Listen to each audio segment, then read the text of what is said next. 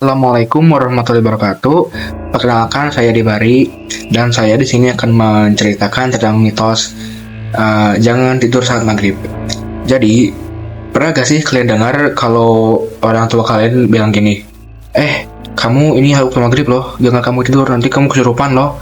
Kalau enggak, nanti kalau kamu tidur maghrib, nanti kamu jadi bodoh loh, atau nanti kamu ditanya setan loh. Nah, kalimat-kalimat itu tuh sering banget kita dengar dari sejak kecil. Bahkan mungkin sampai sekarang masih sering diingetin sama hal yang sama. Tapi sebenarnya benar gak sih? Apa emang ada bahayanya tidur di waktu maghrib? Atau jangan-jangan ini cuma mitos yang turun-temurun dari zaman dulu? Jadi, maghrib itu waktu peralihan dari siang ke malam. Di banyak budaya, khususnya di Indonesia, waktu ini dianggap keramat atau rawan. Katanya, saat maghrib itu adalah waktu di mana waktu halus seperti jin dan setan mulai keluar dari tempatnya. Karena itu, banyak orang-orang tua dulu yang larang anak-anaknya untuk keluar dari rumah saat maghrib. Lampu-lampu murah mulai dinyalain, pintu tertutup, dan suasana jadi lebih hening gitu.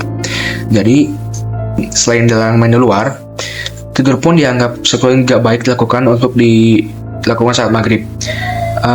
Jadi antaranya beberapa mitos yang muncul misalnya, kalau tidur saat maghrib kamu bisa kesurupan, kalau enggak kamu bisa jadi pemalas, bisa susah bangun pagi, atau kamu nanti rezekinya bisa menjauh, atau bahkan kayak tadi bisa jadi bodoh. Nah, kadang-kadang memang serem sih ya. Jadi benar gak nih? Kalau dilihat dari sisi agama, dari sisi Islam, ternyata memang ada hadis yang menyebut tentang waktu maghrib. Dalam hadis riwayat Bukhari dan Muslim, Nabi Muhammad bersabda, "Jika malam datang, yaitu saat maghrib, tahanlah anak-anak kalian, karena setan sedang berkeliaran." Jadi sebenarnya bukan soal tidur yang dilarang, tapi lebih ke anjuran supaya anak-anak gak berada di luar rumah atau melakukan aktivitas yang jelas yang kayak gimana gitu saat maghrib. Karena memang itu waktu yang dianggap perawan godaan setan. Islam nggak larang kok atau tidur di waktu maghrib, tapi emang gak dianjurkan, karena apalagi kalau cuma malas-malasan, gak ada kebutuhan mendesak, karena ya waktu maghrib itu kan buat sholat ya. Jadi ya utamakan yang penting, utamakan sholat. Kalau dari sisi kesehatan gimana? Nah, dari sisi medis, ternyata tidur saat maghrib juga bukan hal yang direkomendasikan, tidak disarankan. Pertama, karena tubuh kita belum siap untuk masuk ke siklus tidur malam. Akhirnya, kalau kita tidur di jam waktu maghrib, bangun lagi setelah isya, badannya kayak lemas gitu, pusing dan nggak segar. Kedua, kalau ini jadi kebiasaan, ini jadi bisa ngerusak pola tidur kita. Misalnya tidur sore, lalu jadi susah diatur, susah tidur di malam hari, terus akhirnya begadang. Nah, ini bisa bikin kita kurang istirahat yang berkualitas, dan efek jangkanya juga nggak baik. Jadi meskipun nggak bikin kesurupan kayak mitos tadi, tidur maghrib itu memang tidak baik, bisa berdampak ke kesehatan secara langsung dan sebagainya. Jadi, apakah ini mitos atau fakta?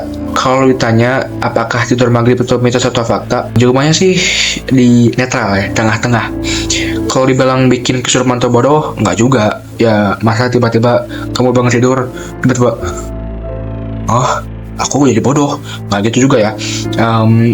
Tapi kalau bilang tidur maghrib itu nggak baik buat tubuh dan kesehatan dan tidak dianjurkan oleh agama, itu fakta. Jadi sebenarnya mitos ini muncul karena orang tua zaman dulu pengen anak-anaknya disiplin.